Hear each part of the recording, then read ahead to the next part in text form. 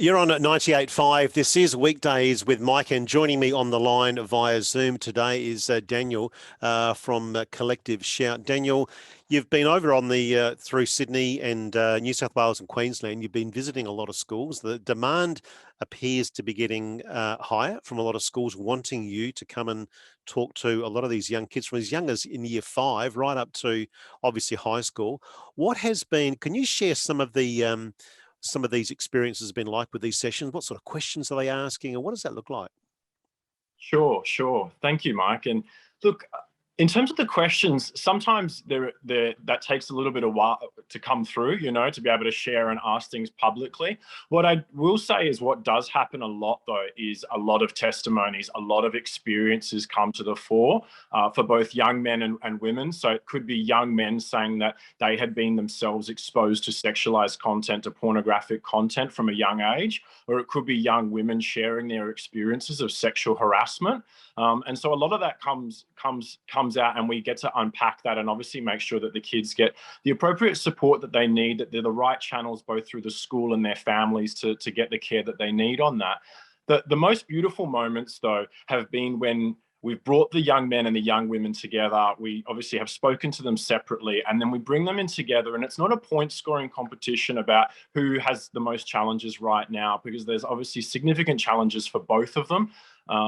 And what we actually do in that moment is try and get them to humanize and empathize with one another, that there are serious issues that they're trying to overcome as to what does it look like to be a healthy young man in the world. And there was one particular school in Queensland where this exercise happened, and there was this celebration of one another as they spoke forward what their hopes would look like between the relationships between the sexes. And this was an all-boys school and an all-girls school coming together.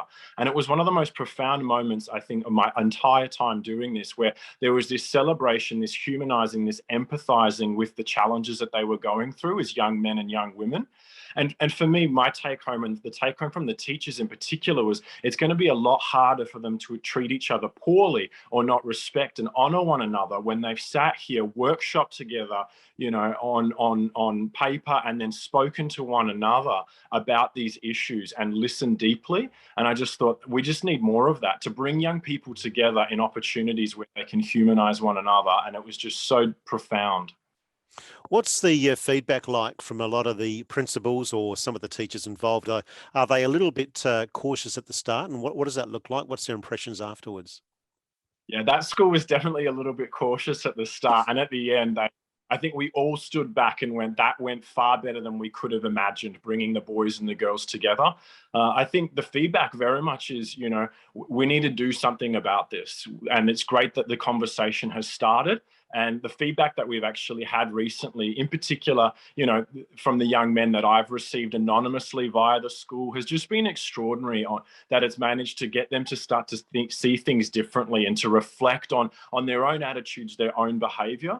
And so for me, it's like there's got to be a catalyst, and in particular for a lot of the young women, they haven't felt heard.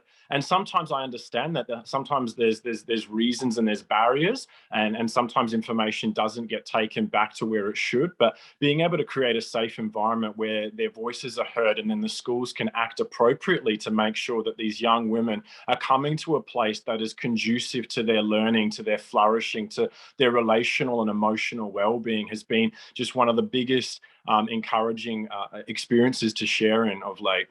Amazing work you are doing, Daniel, across many schools across the nation. I've got a question coming through. Thank you, Nina, for your question. Nina's asking about what can be done practically to help men address the issue regarding watching porn, to address the root cause in a healthy and constructive versus destructive way. What are your thoughts on that? Fantastic question, and something that I quite often get at the end of a day working with the boys. And I think for me, I look at what are the external drivers and what are the internal drivers. So one of the classic lines that I say to the boys is, I hear all across the country that boys turn to pornography because they feel bored, sad, and lonely. And they all laugh because they know it's true. And then I say to them, and then they tell me that afterwards they feel even more bored, more sad, and more lonely. And so it's looking at what is that thing that they're trying to appease? What is that yearning? What is that desire there? And can we actually fulfill it in healthier ways? And do we see and recognize that going to things like pornography are so harmful in many different ways? And the boys get that at the end of the session. And some of the comments that, if you're okay with me to share, that Yeah, are so please. encouraging, show that there's that internal element, but also, boys, like, we feel for you guys, like, you were growing up in a porn saturated age with challenges no one else has had to face. And if we actually look at your formative environment, we have to do something about this. And this is a couple of comments from a year 11 boy and a year 10 boy from a school recently in New South Wales. And one of them says, media is saturated with unrealistic and unhealthy portrayals of sex. Many people are influenced to form indecent mindsets and behaviors.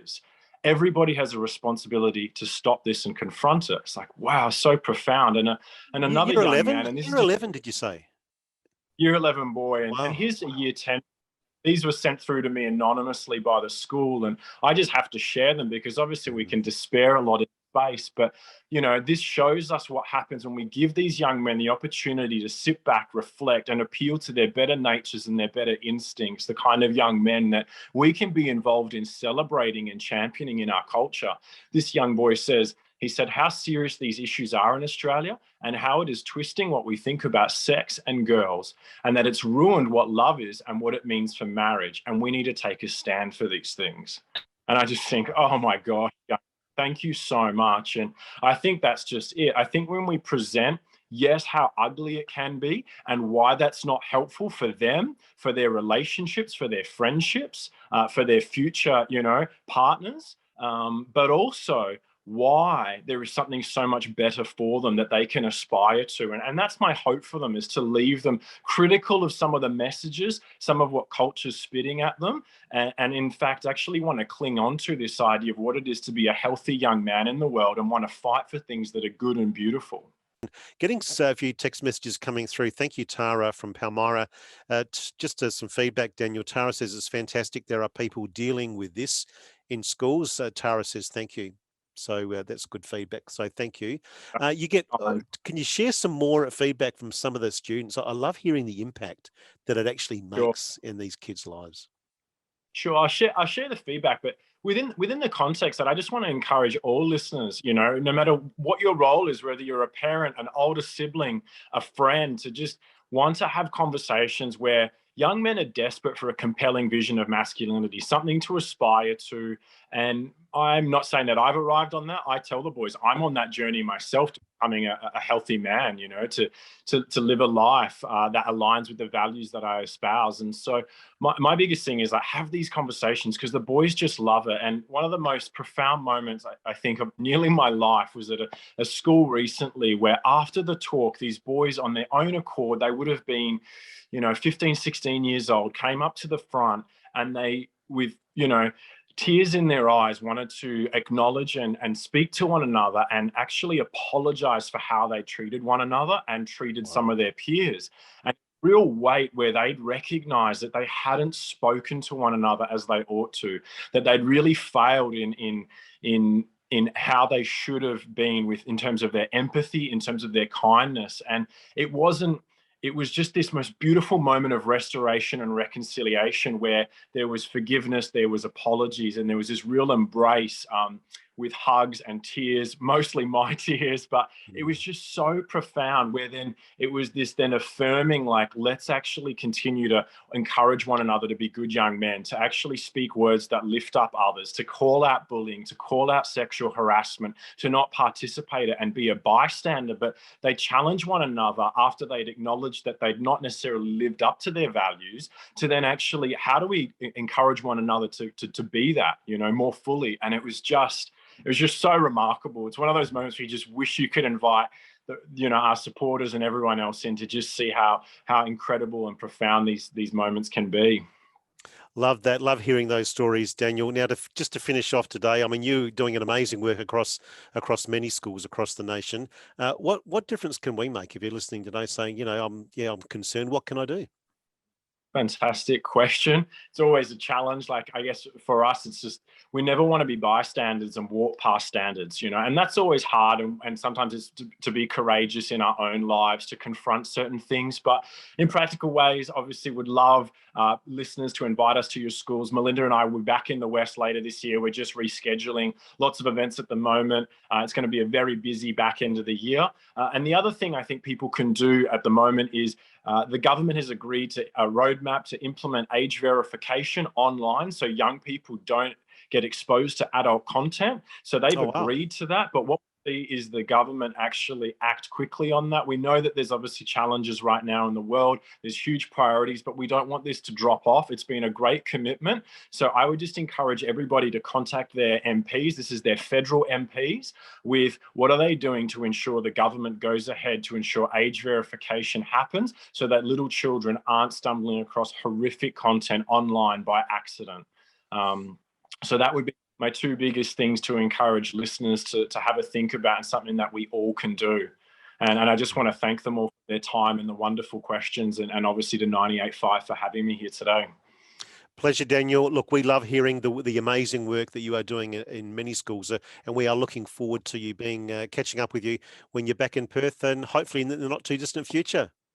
That'd be great, Mike. Thank you so much. Cheers. Good on you, Daniel. Nice to talk to you today. My guest on the line this morning on Zoom via Sydney has been Daniel, who is from Collective Shout. You are on 98.5, and this is Weekdays with Mike.